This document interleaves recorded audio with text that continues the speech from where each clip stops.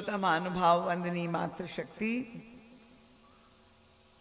सुदूर से पधारे हुए आगंतुक भक्तवृंद, आयोजक समिति के सभी सदस्य वृंद, पूज्य श्री महाराज जी जो यहाँ नित्य प्रति अपनी अपराह्न काल का विश्राम का त्याग करके जो यहाँ आकर के कथा श्रवण करते हैं, साधक वृत्ति से अन्य सभी वंदनीय मातृशक्ति, नामी एवं अनामी सभी महानुभाव,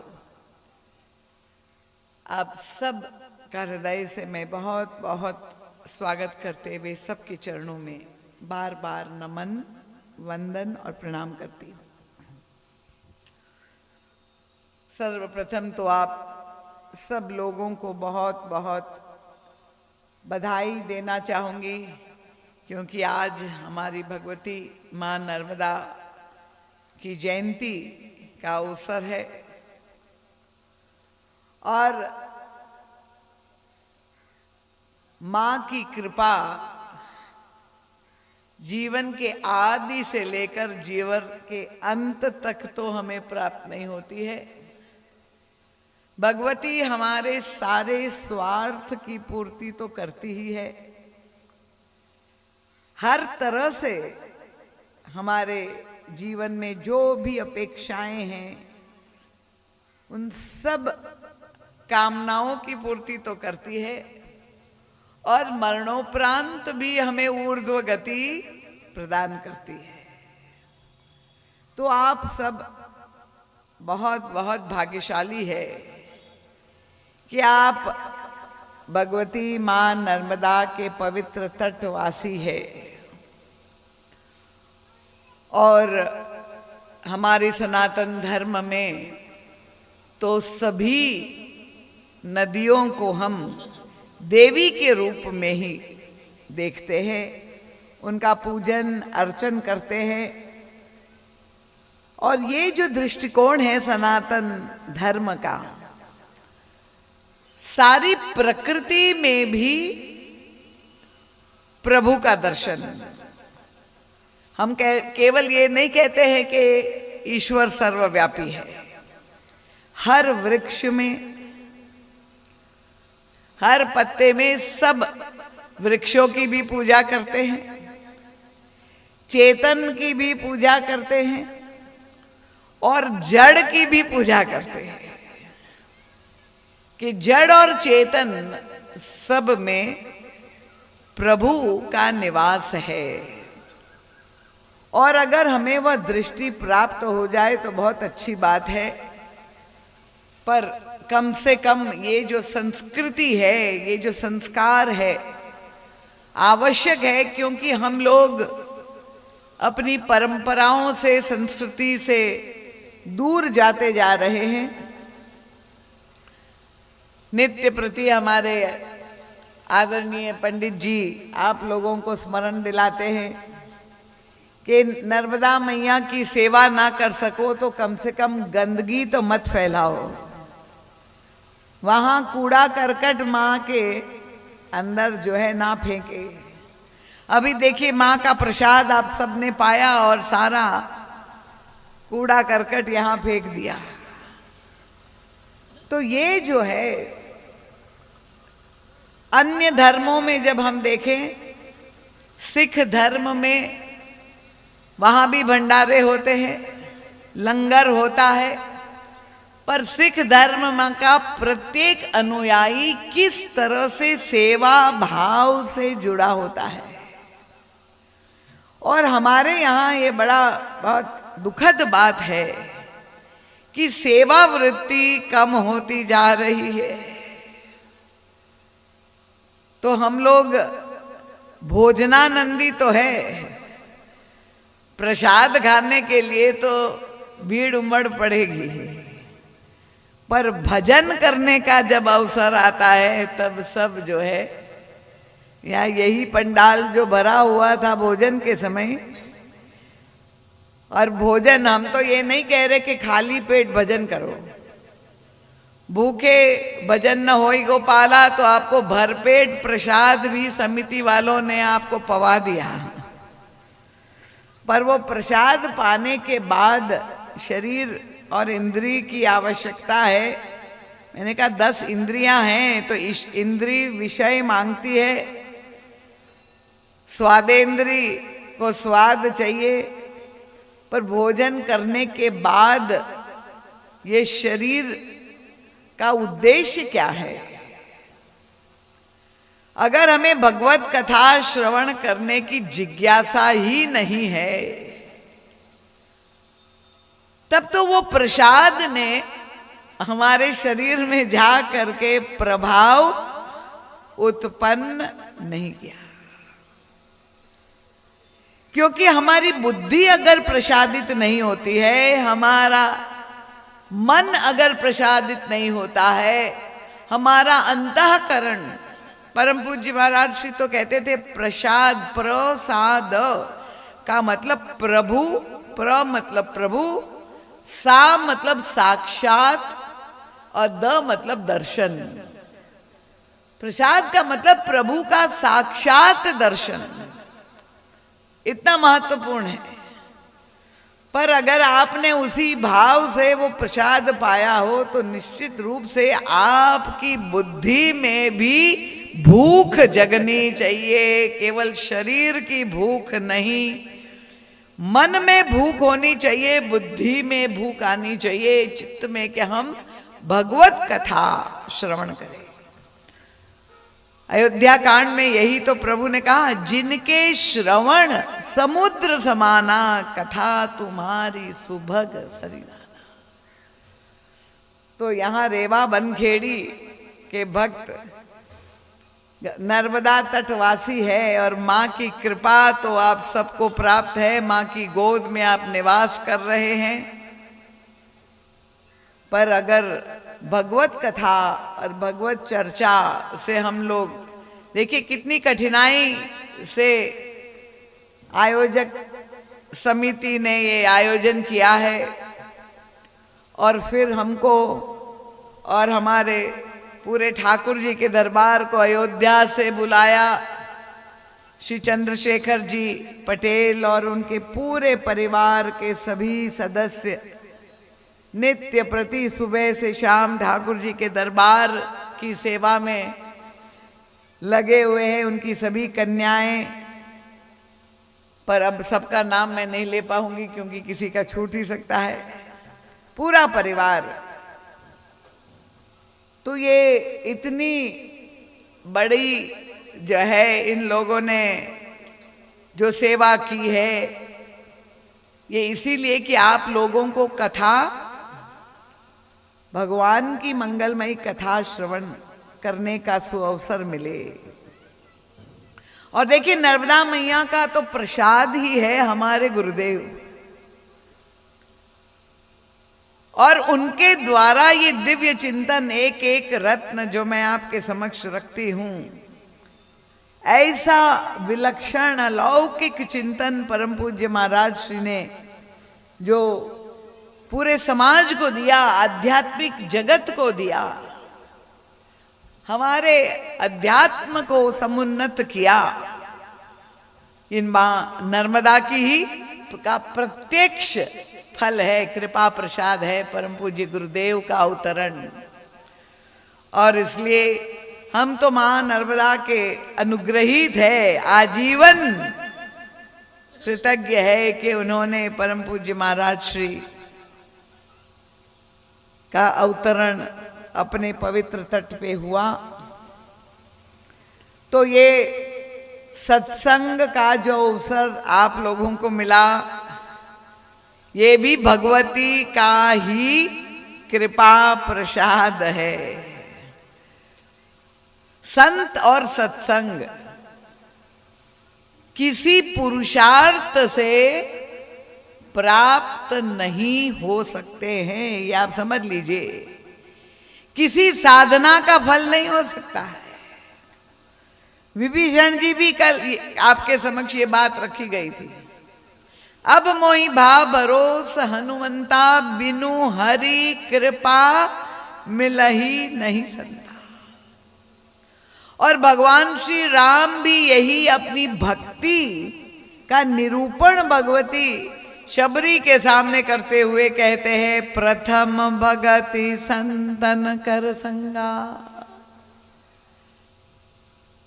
दूसर रति मम कथा प्रसंगा।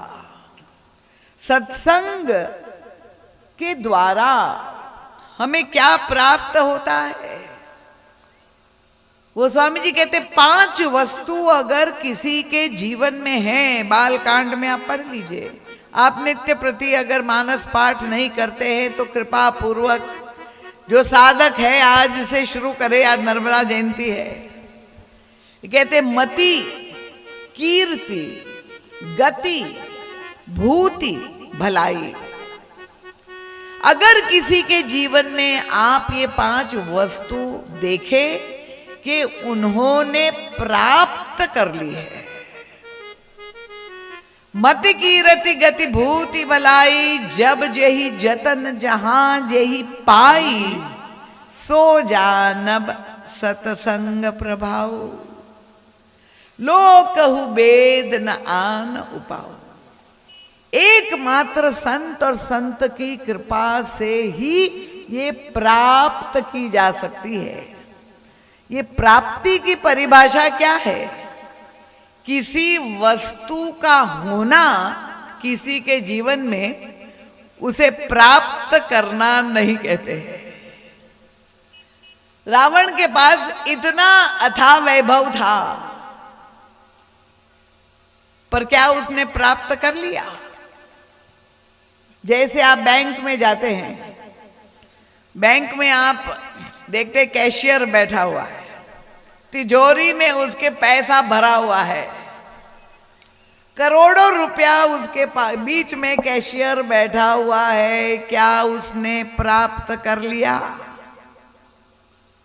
प्राप्ति का सुख मिल गया उसको? नहीं।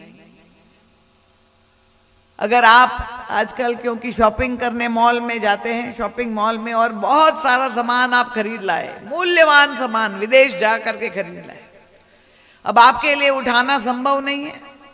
क्या किया आपने? एक ढोने वाले कूली के माथे पे सारा सामान लाद दिया। अब जितना ही मूल्यवान लाखों रुपए का सामान आपने उसके सिर पे जो डाल दिया और वो उठा के चल रहा है, तो क्या आप कहेंगे कि उसने वो सारा जो है, जितनी भी वस्तु, कपड़ा, जेवर, जो भी आपने खरीदा हो, वो सारी वस्तु उन्होंने प्राप्त कर ली? नहीं, नहीं। वो प्राप्त करने का सुख उसके जीवन में कहां? वो तो ढो रहा है। तो रावण के जीवन में बुद्धि भी दिखाई दे रही है, उसकी कीर्ति भी है, त्रिलोक विजयी है, चक्रवर्ती सम्राट है, और संपत्ति भी है। मति, कीर्ति, भूति, अब भलाई तो उसके जीवन में खैर है ही नहीं। तो ये सारी वस्तु जो उसके पास दिखाई दे रही, क्या रावण को उसकी प्राप्ति का सुख मिल गया? बल्कि ये कह सकते हैं कि जिसके पास है वो तो और डर रहा है कि इतना धन पड़ा है, ऐसा ना हो कि इनकम टैक्स की रेड हो जाए और सारी संपत्ति हमारी छिन जाए, ऐसा ना हो चोरी हो जाए। इतना पैसा घर में, सोना वस्तु गाढ़ रखा है घर में, तो उसने सुख कहां पाया वो सारी संपत्ति का? वो तो केवल उस दुख, उस डर से, उस भय से आक्रांत है कि कहीं ये लुट न जाए, कहीं चला न जाए, रात की निद्रा चली गई है। तो किसी वस्तु के होने को प्राप्ति नहीं कहते। यही हनुमान जी महाराज ने भी रावण को समझाने का प्रयास किया। उनका रावण, तुम्हें बड़ा गर्व हो रहा है कि मेरे पास इतना, मैं त्रिलोक विजयी और इतनी अथाह संपत्ति है मेरे पास, पर ध्यान रखना राम विमुख संपत्ति प्रभुताई जाई रही पाई बिनु पाई। वो आज है और कल नहीं रहेगी, जो चली जाएगी तुम्हारी ये सारी वस्तु जिस पर तुम गर्व कर रहे हैं वो स्थायी रहने वाला नहीं है। तो प्रभु से विमुख हो करके अगर ये सारी वस्तुएं हमारे जीवन में हैं, इसीलिए संतों ने कहा भजन करो। असली धन क्या है? मीराबाई भजन करती हुई यही गाती है, पायो जी मैंने राम रतन धन पायो। ऐसा धन है जो ना चोर चोरी कर सकते हैं, ना लुटेरे उसको लूट सकते हैं। और नित्य प्रति आप लोगों को इसलिए हम प्रार्थना करते हैं कि राम नाम लिखिए, भजन करिए। किताब मैं फ्री में दे रही हूँ, कॉपी कलम कम से कम। एक देवी को कल मैं दे रही थी, उसने कहा मेरे पास टाइम कहाँ है। मैंने कहा बेचारी ने की सास ने इतना उस पे काम का बोझ लाद दिया है कि अब राम नाम लिखने का भी टाइम नहीं है। तो आप अपना अमूल्य समय निकाल करके आए हैं, सत्संग करने आए हैं, तो थोड़ी देर के लिए अपने जीवन को धन्य करने का ये अवसर है। कल यहाँ कोई कथा होने वाली नहीं है, तो आप लोगों ने जो 7 दिनों तक सुना है उसको आत्मसात करना है। कृपया जिनके साथ बालक आए शांति से बैठे सुना।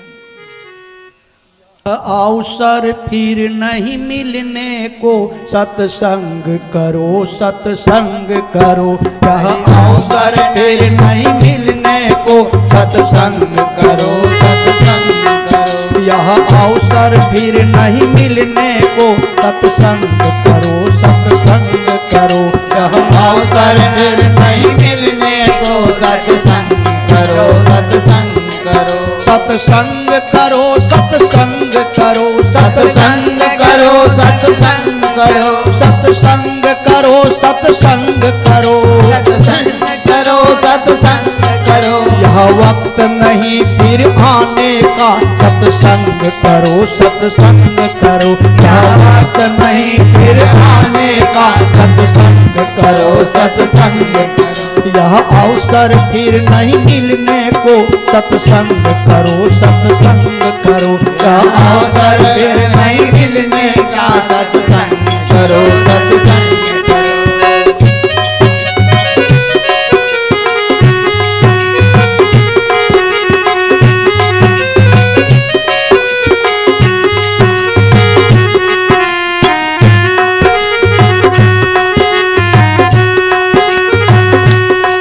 चाहे सारी दुनिया ठुकरावे, चाहे सारी दुनिया ठुकरावे, चाहे सारी दुनिया ठुकरावे, चाहे सारी दुनिया ठुकरावे। चाहे धन संपत्ति सब लुट जावे, चाहे धन संपत्ति चाहे लुट जाओ। चाहे थारी लोटा बिक जावे, चाहे थारी लोटा बिक जाए।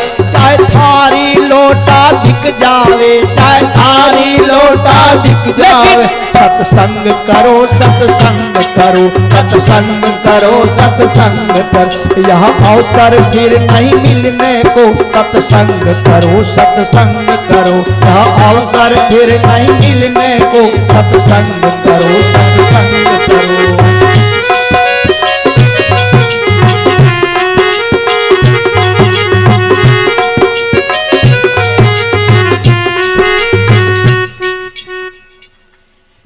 तो जिसकी चर्चा हम लोग गत 6 दिनों से कर रहे थे, जैसे आप लोग नर्मदा तटवासी है, ये मानस का विलक्षण अनोखा पात्र गंगा तटवासी है।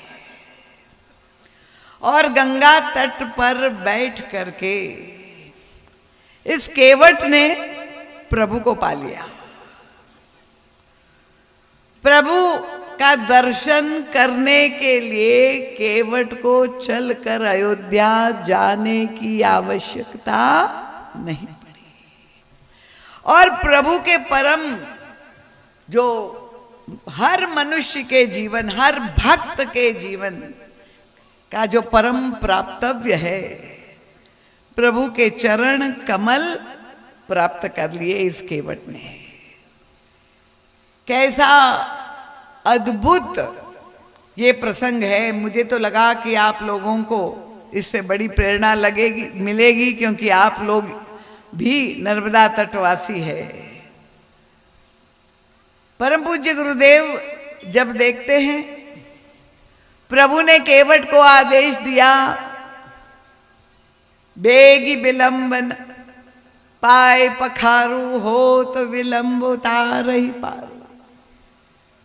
प्रभु को इतनी जल्दी हो रही है और केवट अपने काठ के कठौते से, जिससे वो जल उलीचा करता था नाव से, उसी कठौते में जल ले आया और प्रभु के श्री चरण कमल धोने लगा। महाराज श्री का ध्यान गया कि ये चरण कमल किन किन को प्राप्त हुए, और पुराणों की कथाओं की ओर ध्यान गया कि सबसे पहले तो हमने देखा बलि की यज्ञशाला में प्रभु ने जब अपना विराट रूप प्रकट किया तो ब्रह्मलोक में ब्रह्मा जी ने प्रभु के चरण कमल का प्रक्षालन किया। तो ब्रह्मा जी के कमंडल में जल था और उन्होंने प्रभु के चरण उनको प्राप्त हुए। फिर भगवान राम की लीला में जब देखे तो ये चरण कमल किसको मिले, तो दिखाई दिया कि मिथिला नरेश महाराज विदेह जनक को ये सौभाग्य प्राप्त हुआ। जब प्रभु दूल्हे के रूप में मंडप में प्रवेश करते हैं तब महाराज जनक और सुनैना जी दोनों मिलकर के प्रभु के चरण का प्रक्षालन कर रहे हैं। और देखिए जनक जी की स्थिति क्या है, प्रभु का स्वागत करने के लिए कितना प्रबंध किया है जनक जी ने। पहले तो पूरे मखमली लाल पावड़े बिछाए रेशमी प्रभु के चरण जब पधार रहे हैं, मणिमाणिक्य से मंडप बनाया और जो वेद मंत्रों से प्रभु की स्तुति की, वंदना की। महाराज श्री तुलना करते हैं कि जिन जनक को प्रभु के चरण मिले और यहां केवट को भी वही चरण मिल गए। केवट ने क्या प्रबंध किया प्रभु के स्वागत के लिए, उनका पलक पावड़े, प्रभु का स्वागत करना तो दूर, यहां तो प्रभु खड़े हुए हैं और केवट बैठा हुआ है। और मणिमाणिक्य का मंडप का तो सवाल ही नहीं, खुला आकाश है और प्रभु रेती में बालू में खड़े हुए।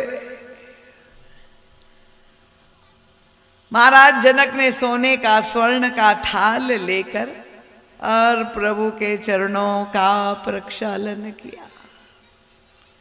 और यहाँ केवट कौन सा सोने का थाल, कौन सा पात्र, उसके पास तो जो काठ का कठौता था उसी में चरण धो रहा है। तो महाराज जी ने कहा कि अगर केवट और जनक की तुलना करे तो अगर जाति की श्रेष्ठता से प्रभु मिलते होते तो जनक को मिलते, केवट को कदापि नहीं मिलते। अगर वैभव की विशिष्टता से, धन संपत्ति के आधिक्य से प्रभु मिलते होते तो जनक को मिलते, केवट को नहीं।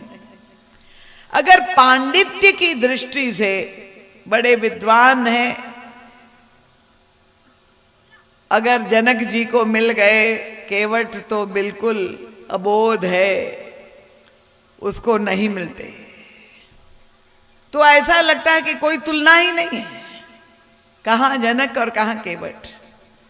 पर परम पूज्य महाराज श्री का ध्यान चला गया कि ऐसा नहीं है कि कोई समानता नहीं है, एक वस्तु ऐसी है जो जनक जी में और केवट में समान है, और वो क्या है?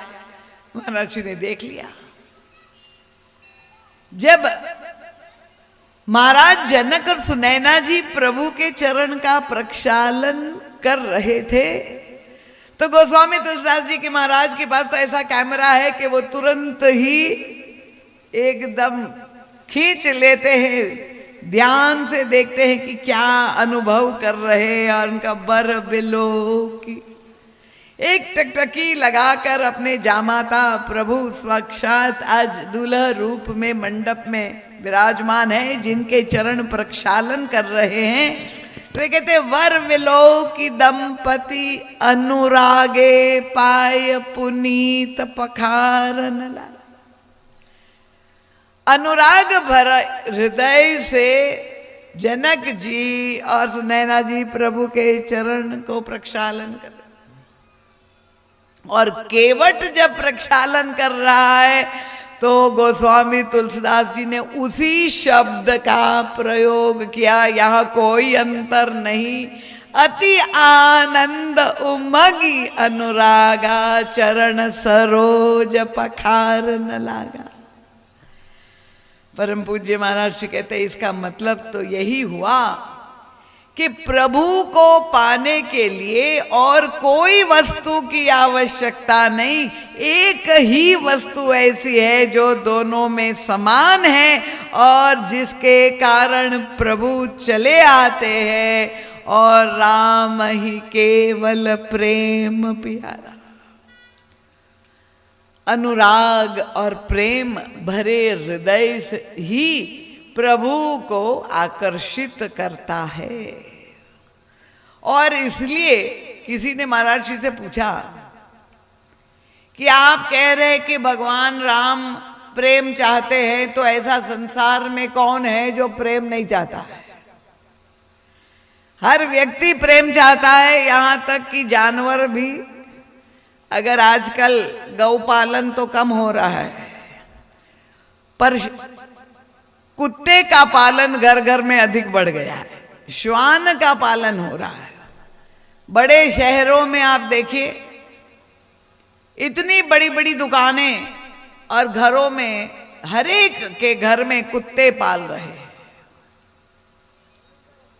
अब आप कल्पना कीजिए, मुझे तो वहां तो जगह नहीं होती है, स्थान नहीं होती कि वो गौ पालन करे, छोटे छोटे घर होते हैं, स्थान का अभाव है। पर यहाँ नित्य प्रति जो मैं ये स्थिति देख रही हूँ, जब मैं ठीकरी गांव से यहाँ रेवा बनखेड़ी आती हूँ, तो जो मेरा सारथी बन कर के आते हैं हमारे हरिराज भैया, जो इतनी गौ माताएं आते हुए दिखाई देती है, तो मैं पूछती हूँ ये किसकी है? ये क्या गोधूली बेला हो गई, दोपहर में लौट रही है? उनका नहीं माँ, ये सब लावारिस गायें हैं। जब वो दूध देना बंद कर देती है तो गांव वाले उसको निकाल करके बाहर कर देते हैं, और इस तरह से वे भटकती रहती है भोजन के लिए। कल्पना कर लीजिए, ये भारतवर्ष और सनातन धर्म में जहां गौ माता में 33 कोटि देवता निवास करते हैं, वहां गौ माता की स्थिति ये है कि वो कचड़ा खा रही है, प्लास्टिक खा रही है, पेपर खा रही है। पर हम सनातनी अपने आप को धार्मिक मानने वाले लोगों के, जिनके खेत एकड़ों जमीन है, पर गौ माता को खिलाने के लिए हमारे पास नहीं कोई सामग्री है। इससे बड़ा दुर्भाग्य और क्या हो सकता है? भगवान का अवतरण गौ माता की रक्षा के लिए हुआ है, और अगर हमारे यहाँ ये दृश्य गांव में है, शहरों का नहीं। तो वहां तो कुत्ता पालन होता है शहरों में। और मुझे याद आ गया, संस्मरण में विदेश गई थी, अमेरिका, तो वहां पर मैंने यही कहा था, प्रेम की बात कर रहे थे कि अब वो भगवान से प्रेम करना चाहिए। अब एकमात्र अगर कोई हमें निष्काम भाव से बिना शर्तिया प्रेम करता है तो वो ईश्वर है। तो वहां जो बालक बैठे थे, उन्होंने एक खड़ा हो गया कि दीदी माँ मैं आपसे सहमत नहीं हूं। मैंने कहा क्यों? क्योंकि वहां अंग्रेजी भाषा में कथा कहनी पड़ती है। तो मैंने यही कहा कि only God truly loves you, केवल भगवान ही तुम्हें वास्तव में विशुद्ध प्रेम करता है। बाकी संसार में जितना भी प्रेम है जो दिखाई दे रहा है, सुर नर मुनि सबकी यह रीति, स्वार्थ लागी करे सब प्रीति। तो एक बालक ने खड़ा होकर के मुझे कहा दीदी माँ मैं आपसे सहमत नहीं हूं। मैंने कहा क्यों? आप बताइए, स्वागत है आपके विचार का। उनका मुझे ऐसा लगता है कि only my dog loves me, मेरा कुत्ता ही केवल मुझे प्रेम करता है। अब आप देख लीजिए। मैंने कहा केवल भगवान प्रेम करता है कि नहीं, और कोई प्रेम नहीं करता, केवल मेरा कुत्ता मुझे प्रेम करता है निस्वार्थ भाव से। तो अंग्रेजी में मैंने कहा कोई मतभेद नहीं है, भगवान को गॉड कहते हैं और कुत्ते को डॉग कहते हैं। तो मैंने कहा गॉड और डॉग दोनों का जो है अक्षर वही है, स्पेलिंग वही है, GOD या DOG वही अक्षर है। और इसलिए अगर आप कुत्ते में भी भगवान को देख ले तो भी बहुत बड़ी बात है। चलिए उसी को। पर भगवान जो प्रेम चाहते हैं और संसार वाले जो प्रेम चाहते हैं उसमें अंतर है। महाराज ने कहा तुमने ध्यान नहीं दिया इस चौपाई पे। उसमें गोस्वामी जी ने कहा राम ही केवल प्रेम प्यारा, एकमात्र ईश्वर केवल प्रेम चाहते हैं और कुछ नहीं चाहते हैं। देखिए आपके पास धन संपत्ति वस्तु कुछ हो तो भगवान को चढ़ाना मत बंद कर दीजिए कि भगवान तो कुछ चाहते ही नहीं है। पर संसार वाले जो प्रेम चाहते हैं वो कहते हैं कोरे प्रेम से काम नहीं चलेगा। हमें प्रेम के साथ पत्नी अपने पतिदेव को कहेगी कि हमें भोजन भी चाहिए, खाना भी चाहिए, सारी वस्तु चाहिए। केवल प्रेम करते हैं उससे काम नहीं चलेगा, और भी वस्तु चाहिए हमें प्रेम के साथ। पर ईश्वर ही एक ऐसा है जो हृदय के विशुद्ध प्रेम से राम जी उतरेंगे पार हो, गंगा मैया धीरे बहो। मेरे राम जी उतरेंगे पार हो, गंगा मैया धीरे बहो। मेरे राम जी हो, मेरे राम जी, मेरे राम जी धीरे बहो, धीरे बहो, धीरे गंगा मैया, धीरे बहो, धीरे बहो, धीरे गंगा मैया, धीरे बहो, धीरे बहो, धीरे बहो।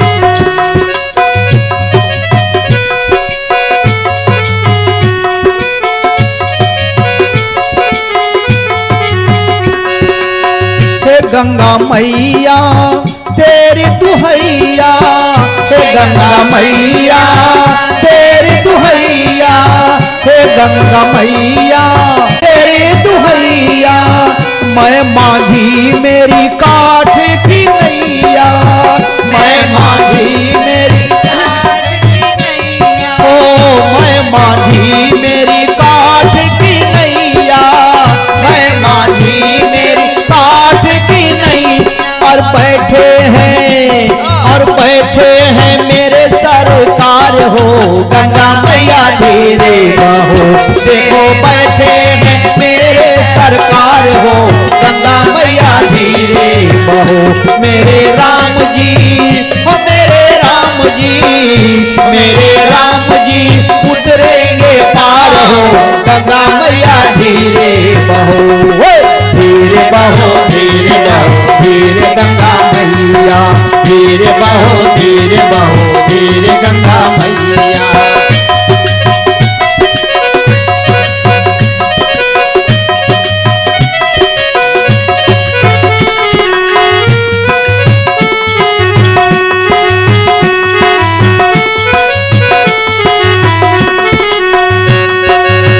नैया हमारी डगमग डोले, नैया हमारी डगमग डोले, नैया हमारी डगमग डोले, नैया हमारी डगमग डोले। बीच भंवर में खाए हिचकोले, बीच भंवर में खाए हिचकोले, बीच भंवर में खाए हिचकोले, बीच भंवर में खाए हिचकोले। छूट न जाए पतवार हो गंगा मैया धीरे बहो, देखो छूट न जाए पतवार हो गंगा मैया धीरे बहो। मेरे राम जी हो मेरे राम जी, मेरे राम जी उतरेंगे पार हो गंगा मैया धीरे बहो, मेरे राम जी उतरेंगे पार हो गंगा मैया धीरे बहो, धीरे बहो धीरे गंगा मैया, धीरे बहो धीरे गंगा मैया।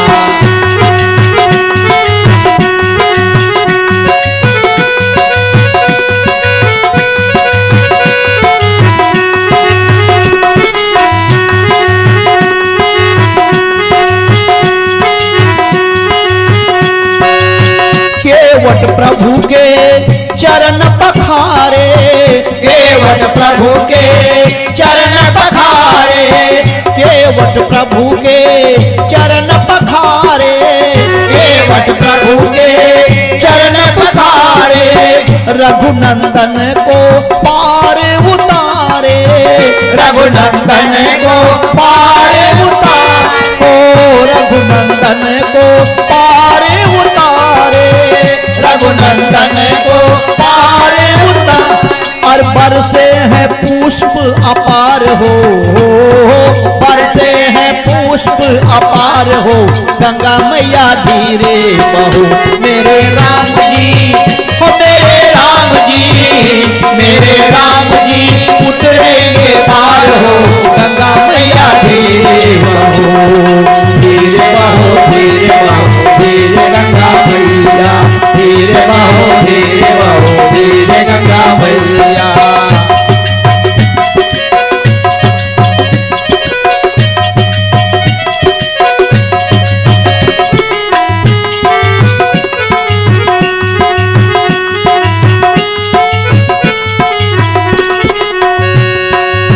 कहे प्रभु केवट ले वो उतराई, कहे प्रभु केवट ले वो उतराई, कहे प्रभु केवट ले वो उतराई, कहे प्रभु केवट ले वो उतराई। केवट बोले सुनो रघुराई, केवट बोले सुनो रघुराई, केवट बोले सुनो रघुराई, केवट बोले सुनो रघुरा। मेरा भाव से हो मेरा भाव से लगा देना पार हो गंगा मैया धीरे बहो। मेरे राम जी हो मेरे राम जी, मेरे राम जी उतरेंगे पार हो गंगा मैया धीरे बहो।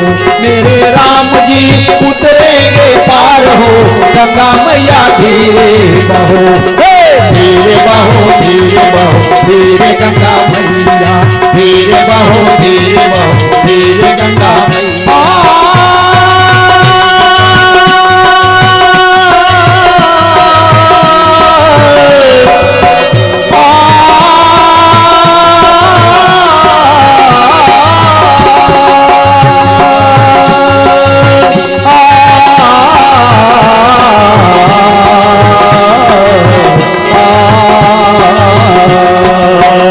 मेरे राम जी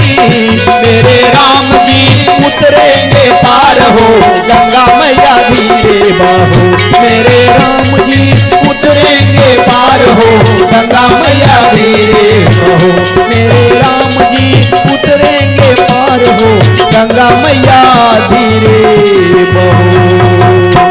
बोलिए गंगा मैया की, श्री नर्मदा मैया की।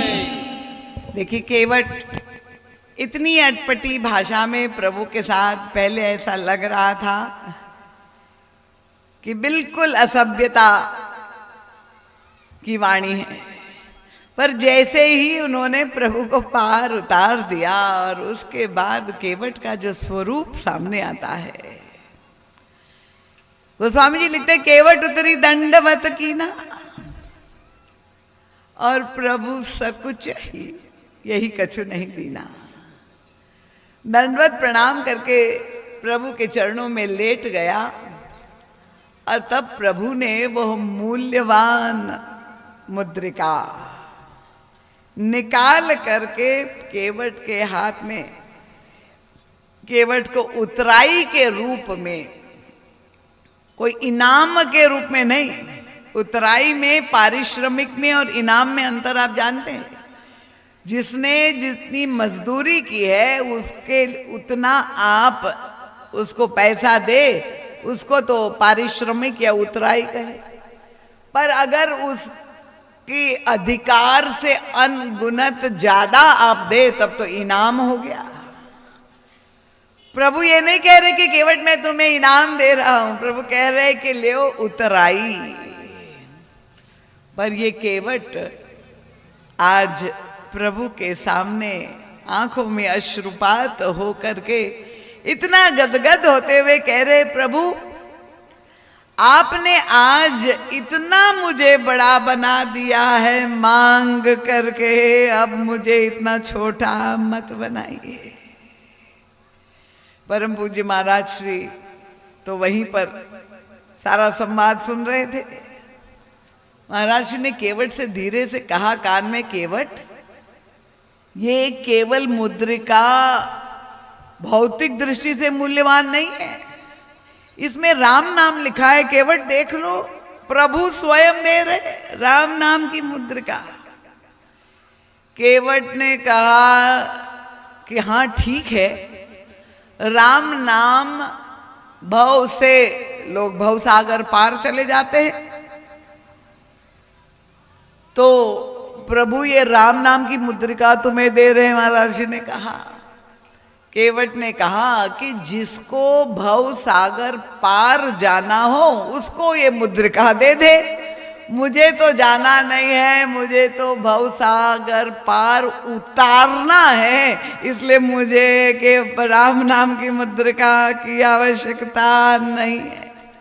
मुझे उतरना नहीं है भव सागर पार, मुझे तो उतारना है। तो महाराज जी ने कहा अरे केवट तुम्हें ये अधिकार किसने दे दिया भाई? तुम गंगा पार उतारते थे भक्तों को, तुम भवसागर पार उतारने लगे।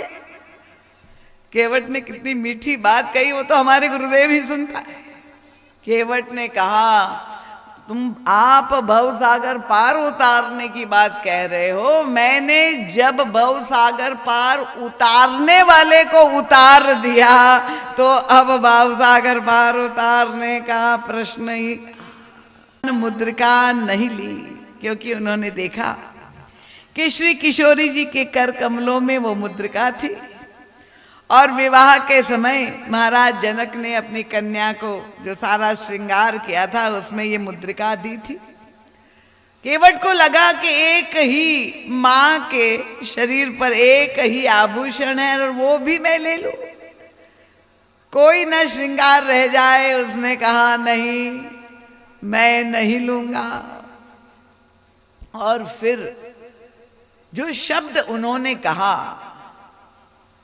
कि मिटे दोष दुख दारिद दावा, तो भगवान ने ये पूछा कि ना मैंने तुम्हें कुछ दिया और ना तुमने कुछ लिया, कैसे तुम्हारा दुख मिट गया? अब देखिए केवट ने महाराज श्री को सारी बात बताई। घटना क्या घटित हुई थी कि भगवान श्री राम रात में श्रृंगबेरपुर में विश्राम किए थे। दूसरे दिन यात्रा वन यात्रा प्रारंभ करनी थी। गंगा तट पर आए, सुमंत जी रथ पर बिठा करके लाए थे और महाराज दशरथ ने कह दिया था कि मेरे पुत्रों को 4 दिनों तक रथ में घुमा करके वापस ले आना, उसी में मेरी प्रतिज्ञा 14 साल की पूरी हो जाए। तो जब प्रभु ने रथ का परित्याग कर दिया तो सुमंत जी ने महाराज दशरथ का संदेश सुनाया प्रभु से कि पिताश्री ने ऐसा आदेश दिया है कि रामभद्र को वापस लेके आ। भगवान राम देखिए, हम लोग होते तो कितने प्रसन्न होते कि चलो अच्छा है, 14 वर्ष की बला टली, अब 4 दिन में समाप्त हो गया, घूम घाम के और वापस अयोध्या चले गए। पर भगवान श्री राम की सत्यनिष्ठा, उनकी धर्मनिष्ठा, उन्होंने कहा नहीं सुमंत जी, ये तो धर्म के साथ छल होगा, पिताश्री की आज्ञा है। तो सुमंत जी ने तर्क किया कि क्या पिताजी ने स्वयं कहा है आपको कि आप 14 वर्ष के लिए वन चले जाओ? केवल भगवान राम ने कहा नहीं, पिताश्री ने तो नहीं कहा, पर महारानी कैकेयी ने तो कहा था और पिताश्री वहीं पर थे, इसलिए ये तो माता और पिता दोनों की आज्ञा हो। और तब सुमंत जी ने कहा कि ठीक है, अगर एक व्यक्ति ने पहले आज्ञा दी और उसके बाद वो दूसरी आज्ञा देता है तो पहली आज्ञा तो अपने आप ही निरस्त हो जाती है।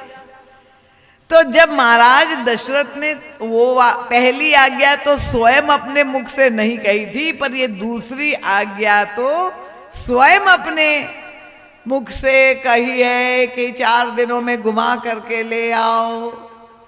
भगवान राम ने कहा सुमंत जी महाराज, पहली आज्ञा जो कही थी महाराज ने वो सत्य निष्ठा में स्थित होकर के कही थी, पर ये दूसरी आज्ञा जो है वो ममता से प्रेरित हो करके राग के कारण उन्होंने ये आज्ञा दी है, और इसलिए मैं सत्य की आज्ञा मानना धर्म है और माया और ममता की आज्ञा मानना धर्म नहीं है, मैं नहीं स्वीकार करता। और तब हठ करने लगे जब सुमंत जी, तो भगवान श्री राम ने कहा देखिए आप प्रधानमंत्री हैं, उनका मुझे आप अपने साथ जंगल में ले जाइए, मैं वापस नहीं जाऊंगा अयोध्या। भगवान श्री राम ने उनको धर्म का उपदेश दिया सुमंत जी को और उनसे निवेदन किया कि राष्ट्र के संचालन का भार आप पर है, आप कृपा पूर्वक अयोध्या पधारिए।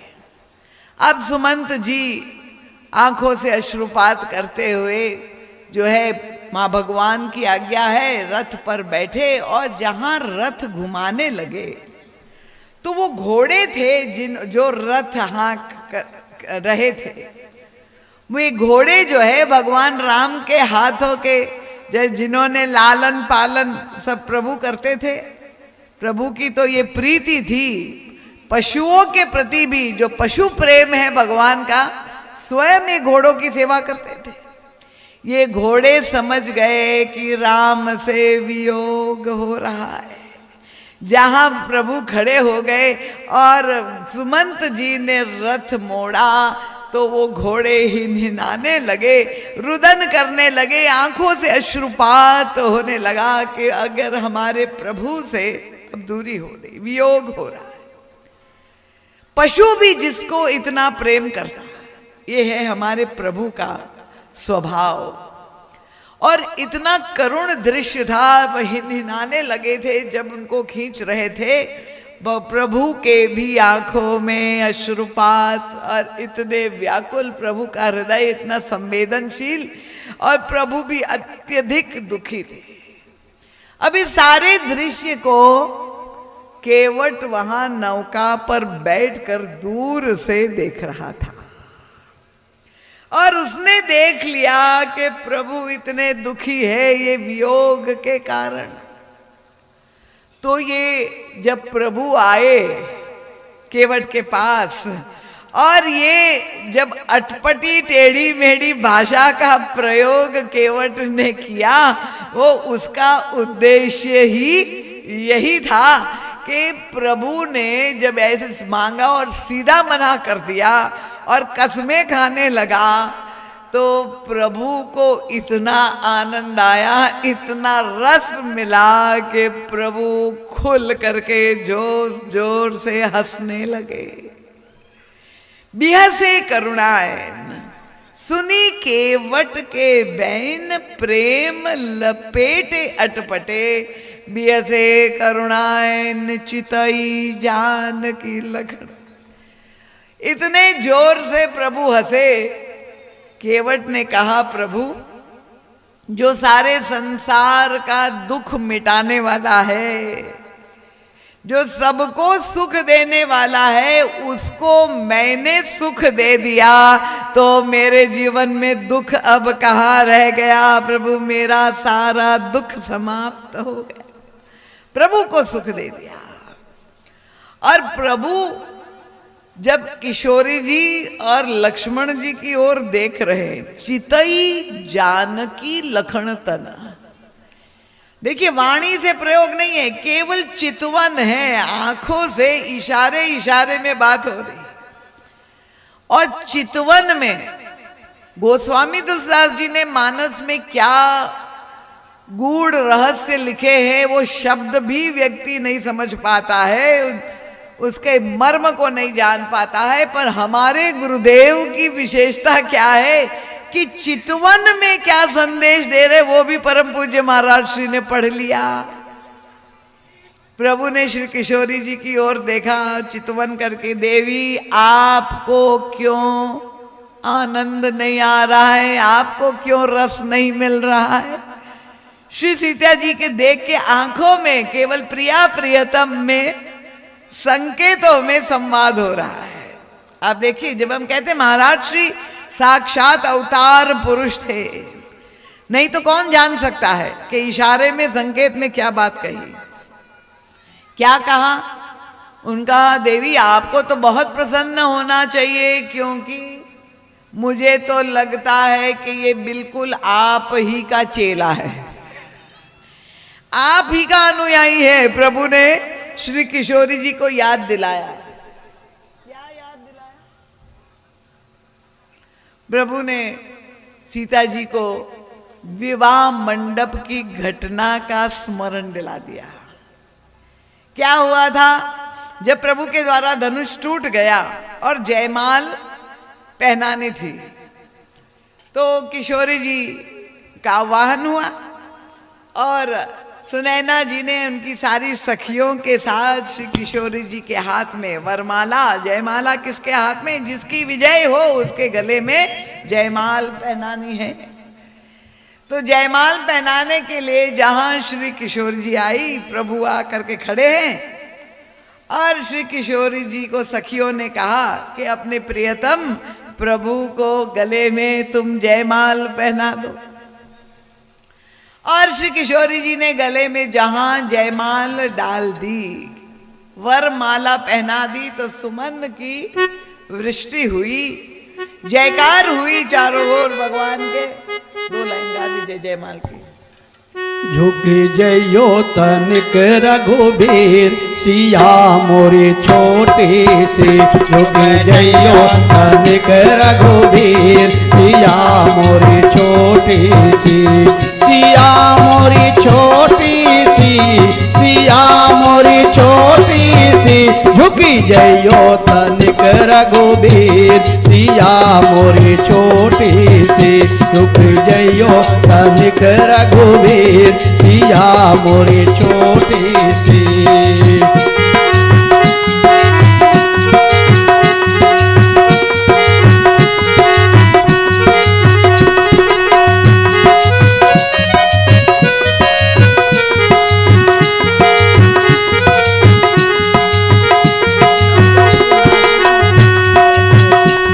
अवध के राज दुलारे, तुम अवध के राज दुलारे, तुम अवध के राज दुलारे, तुम अवध के राज दुलारे।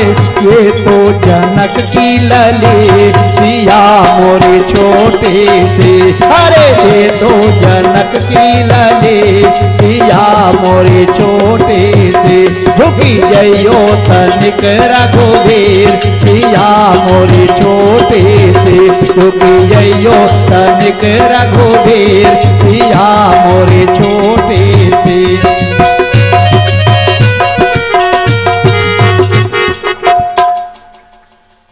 तो जब किशोरी जी ने जयमाल डाल दी, जयकार हो गया।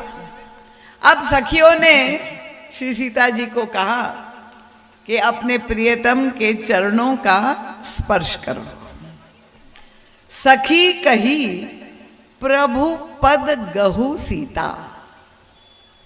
जैसे हमारी सनातन भारतीय परंपरा है कि जयमाल के बाद जो है अपने पति का के रूप में जो है वर को उन्होंने स्वीकार किया, अब उनके चरण स्पर्श करना है। तो सखियों ने श्री सीता जी से कहा कि आप प्रभु का चरण स्पर्श कर लीजिए। और गोस्वामी तुलसीदास जी ने लिखा कि करती न चरण परस। श्री सीता जी चरण स्पर्श नहीं कर रही है।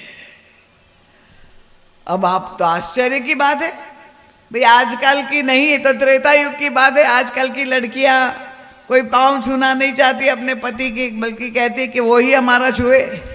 ये आधुनिकता की स्थिति आ गई। पर श्री सीता जी नहीं छू रही है, क्या कारण है? लगा कि भाई वो नई नवेली है, दुल्हन है, डरी हुई है, भरी मंडप में जहां सारे संसार के अयोध्यावासी है, मिथिलावासी है, गुरुजन है। तो गोस्वामी तुलसीदास जी ने अपने कैमरा का प्रयोग किया, किशोरी जी के हृदय में झांक करके देखा। करती न परस चरण अति भीता। बहुत ही डरी हुई है, डर के मारे चरण स्पर्श नहीं कर रही है। किस बात का डर है भाई, क्यों डरी हुई है? तो गोस्वामी तुलसीदास जी ने वहां लिखा, अब वो और हृदय में चले गए कि किस बात का भय से आक्रांत है। अब तो धनुष टूट गया है और प्रियतम का वरण हो गया, जयमाल भी पहनाई, अब किस बात का डर है?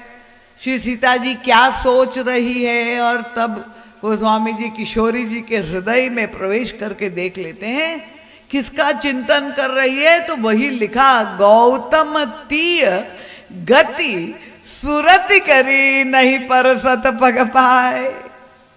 उस समय श्री सीता जी अहिल्या का स्मरण कर रही है। अहिल्या का स्मरण कर रही है, इसका मतलब क्या हुआ भाई? अहिल्या का कथा तो यही है कि प्रभु ने अपने चरण स्पर्श जैसे रज से वो पाषाणी थी, वो चैतन्य नारी के रूप में परिणित हो गई। तो सामान्य कथावाचक तो यही व्याख्या करते हैं कि किशोर जी को डर लग रहा है, हाथ में इतने मणि कंकण पहने हैं, इतनी मणियां हैं, तो कहीं प्रभु का स्पर्श करेंगे तो सारी मणि नारी के रूप में परिणित हो जाएगी। पर परम पूज्य महाराज श्री तो ऐसे व्याख्याओं को स्वीकार नहीं करते। महाराज श्री ने किशोरी जी से पूछा कि मातेश्वरी आप क्यों चरण स्पर्श नहीं कर रही है प्रियतम का? और तब भगवती ने जो बात कही कितनी सुंदर, उन्होंने कहा कि मुझे यही ध्यान आया कि ये तो ईश्वर साक्षात खड़े हैं। ईश्वर का ही लक्षण है कि जो जड़ता में चेतना का संचार करते हैं। और ईश्वर के लिए ये भी कहा गया कि जो चेतन कर जड़ करही और जड़ई करही चेतन, दोनों ही कर सकते हैं। वो जड़ को चेतन बना सकते हैं और चेतन को जड़ भी बना सकते हैं। ईश्वर दोनों ही कर सकते हैं। मुझे यही चिंता हो गई कि अगर वहां पर चमत्कार हो गया मिथिला के मार्ग में कि जहां जड़ चेतन हो गया, ऐसा ना हो कि विवाह मंडप में मैं प्रणाम करने के लिए लेट जाऊं और दूसरा चमत्कार हो जाए कि मैं जो है वो जड़ हो जाऊं और वही लेटी रहूं, इसीलिए मैंने प्रणाम नहीं।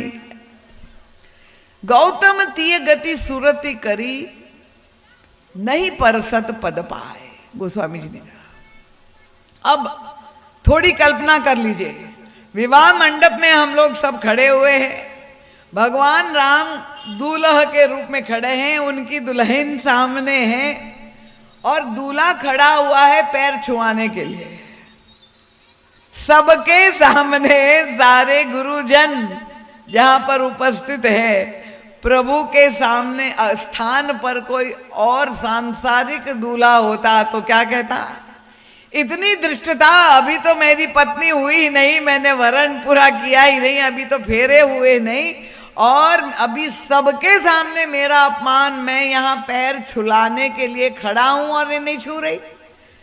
सब कह रहे हैं कि उनके चरण स्पर्श करो, फिर भी सीता जी नहीं कर रही। इतना बड़ा अपमान, मैं तो छोड़ के जा रहा हूं, खत्म संबंध, शादी टूट गई, मैं नहीं शादी विवाह करूंगा ऐसी दुल्हन से। पर हमारे प्रभु यही तो जीवन जीने की कला हमें सिखाते हैं। प्रभु को जब श्री किशोरी जी प्रणाम नहीं कर रही है, सब देख रहे और प्रभु खड़े हैं वहां, तो प्रभु ने किशोरी जी के हृदय में जाग करके देखा और जो मधुर भाव आ रहा था, तो प्रभु को इतना आनंद आया, वो तो अंतर्यामी, इतना रस मिला प्रभु को, मन हुआ कि मैं जोर से हंसूं। ऐसी हंसी आ गई किशोरी जी के अपडर को देख करके कि ऐसा ना हो कि मैं जड़ हो जाऊं, मुझ में जड़ता संचार हो जाए। वो प्रेम के आधिक्य में जड़ता के संदर्भ में बात कही गई। और तब प्रभु को लगा कि अगर मैं यहाँ हंसा तो मर्यादावादी, ये लोग समझेगी कि दूल्हा थोड़ा ढीला है क्या, कि उनकी पत्नी पैर नहीं छू रही और ये हंस रहा है। नाराज होना चाहिए, क्षुब्ध होना चाहिए, इसके बदला उसको हंसी आ रही है। तो प्रभु ने अपनी हंसी दबा दी, रोक दी। गोस्वामी जी ने लिखा, मन बिहसे रघुवंश मणि। उस समय विवाह मंडप में बहुत हंसने का मन हुआ, प्रभु ने हंसी दबा दी और एकदम ऐसे ही गंभीर बने रहे, मन ही मन खूब आनंद ले लिया। उधर हंसी प्रभु ने दबा दी, पर यहाँ जब गंगा तट पर आकर के खड़े हो गए और केवट से जब नाव मांगी और उन्होंने भी अहिल्या की बात सुनी, कही कि तरणी मुनि घरणी हो जाए, बाट पर मोरी नाव उड़ाए, तो प्रभु खड़े तो थे गंगा तट पर पहुंच गए विवाह मंडप में और उनको याद आ गया। इसलिए किशोरी जी की ओर देख करके कहा कि ये तो पक्का आपका ही चेला है, आपने भी मेरा प्रणाम नहीं किया था। वही अहिल्या का ध्यान आ गया था और ये केवट भी नहीं कर रहा है, तो आपको उसमें रस क्यों नहीं आ रहा है, आनंद नहीं आ रहा है। और गोस्वामी जी ने कहा, ये जो हंसी प्रभु ने दबा दी थी राजमहल की मर्यादा को लेकर, आज प्रभु को लगा कि ये तो गंगा तट का उन्मुक्त आनंद है, यहाँ कोई मर्यादा नहीं। इसलिए भगवान श्री राम खूब जोर से खिलखिला करके हंसते, आनंद लेते हैं। तो अभी तक प्रभु की लीला में ऐसा, प्रभु की ऐसी हंसी कभी जन्म प्राकट्य हुआ से काल से अभी तक कभी ऐसी हंसी प्रकट नहीं हुई थी। ये सौभाग्य तो केवल केवट को ही मिला। और प्रभु ने केवल सीता जी को ही नहीं कहा कि देवी आप भी आनंद लो, और तब श्री किशोर जी समझ गई, वो सारा जो है उनके अंदर मन ही मन जो उलाना था समाप्त हो गया। लक्ष्मण जी की ओर भी प्रभु ने देखा, चितई जान की लखन तनु। लक्ष्मण जी तो क्रोध में भरे हुए थे, प्रभु ने कहा लक्ष्मण आंखों में ही, देखिए इशारे में ही बात हो रही, केवल महाराज श्री समझ पाए क्योंकि वो साक्षात रामावतार थे। तो लक्ष्मण जी को प्रभु ने कहा केवट ये जो बोल रहा है ऐसा, इसका ये जो व्यवहार है उसका कारण क्या है मालूम है? लक्ष्मण जी ने कहा नहीं प्रभु, उनका कारण तुम हो। लक्ष्मण एकदम चकित हो गए, प्रभु मैंने क्या कर दिया? तो उनका लक्ष्मण याद कर लो, जब मैं बन जाने के लिए प्रस्तुत था और तुमने हठ किया कि मैं भी चलूंगा, मैंने तुमको बहुत रोका कि नहीं तुम यहाँ रहो, अयोध्या में रह करके माता पिता की सेवा करो, यहाँ कोई है नहीं, भरत जी ननिहाल में है, आवश्यकता है। तुमने सीधे कह दिया गुरु पितु माँ तू न जाने उकाऊ, मैं किसी को नहीं जानता, न गुरु को न माँ को न पिता को, मोरे तब सब एक तुम स्वामी, मैं नहीं रहूँगा, मैं तो आपके साथ ही जाऊँगा। प्रभु ने कहा कि यात्रा में बोहनी तो तुमने ही बिगाड़ दी। चलने के समय जैसे कोई दुकान खोलते हैं सुबह सुबह, अगर पहली जो भी ग्राहकी होती तो कहते भैया बोहनी बहुत अच्छी हो गई। प्रभु ने कहा बोहनी तो तुमने ही बिगाड़ दी, जब तुमने नकार कर दिया और तुम्हारे नकार में प्रेम है तो ये केवट के नकार में तुम्हें प्रेम नहीं दिखाई दे। लक्ष्मण जी कह रहे प्रभु देखिए तो भाषा कैसी बोल रहा है, इतनी अटपटी वाणी तो देखिए, कसम खाता तो अपनी कसम खाता, अपने बाप की खाता, आपकी कसम खा रहा है, पिताश्री की कसम खा रहा है, इतना ढीठ है। महाराज श्री बहुत सुंदर दृष्टांत है। प्रभु ने कहा लक्ष्मण जलेबी कैसी होती है, कितनी टेढ़ी मेढ़ी होती है जलेबी, कल प्रसाद में बनाई थी देवियों ने। अब वो जलेबी जब शीरे में डूबी हुई होती है, रस में भरी हुई होती है, और जब व्यक्ति को प्रसाद के रूप में दिया जाए और व्यक्ति जब उसका आनंद लेता है तो कोई देखता है कि क्या टेढ़ी मेढ़ी है, कोई ये नहीं कहता सीधी नहीं है तो बड़ी आड़ी टेढ़ी जलेबी।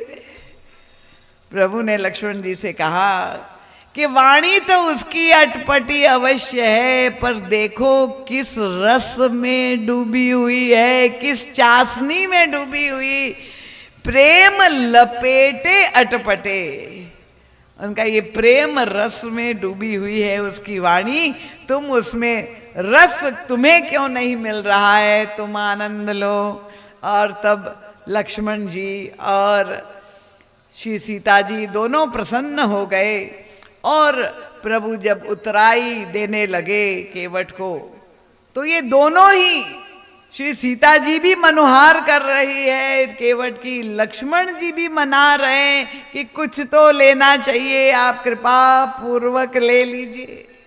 पर केवट की श्री महाराज की जय, संत समाज की, भक्त समाज की जी की आरती श्री कीरति कलित ललित सिया पी के, कीरति कलित ललित सिया पी की, आरती श्री रामायण जी की, आरती श्री रामायण जी की, गावत ब्रह्मादिक मुनि नारद, गावत ब्रह्मादिक मुनि नारद, वाल्मीकि विज्ञान विशारद, वाल्मीकि विज्ञान विशारद, सनकादिशेष अरुसारद, सुत